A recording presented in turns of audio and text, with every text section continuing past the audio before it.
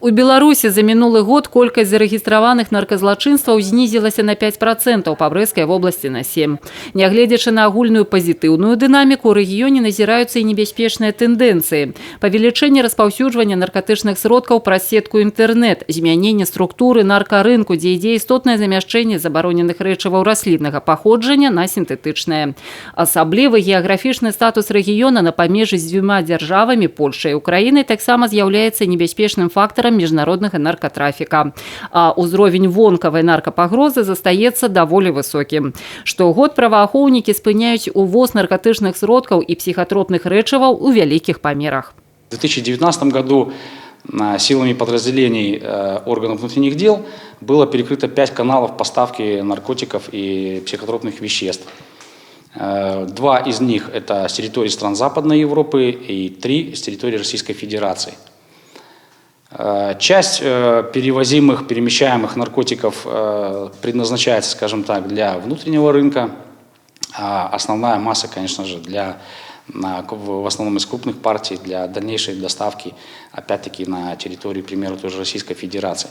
Поруч з праблемай наркаманіі ідзе небяспека заражэння ВІЧ-СНІД. За 2019 год сярод 171 выяўленага выпадка хворых на ВІЧ парэтнаральна заразіліся 9%.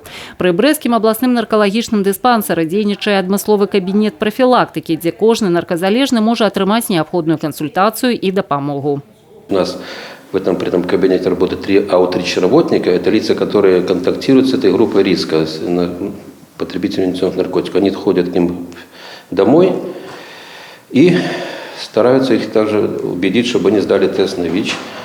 Вот за прошлый год мы протестировали где-то 276 человек. Но результаты у всех пока отрицательные на ВИЧ-инфекцию по экспресс-тестам.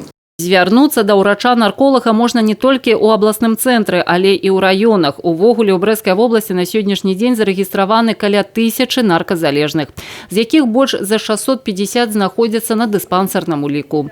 У выпадку, калі бацькі заўважаюць за падлеткамі небяспечныя паводзіны, можна звярнуцца ў наркалагічны дыспансер ананімна. Если в то же время родители заподозрили подростка, и он согласен явиться на консультацию, опять же, если они явятся, никакого учета заведено не будет.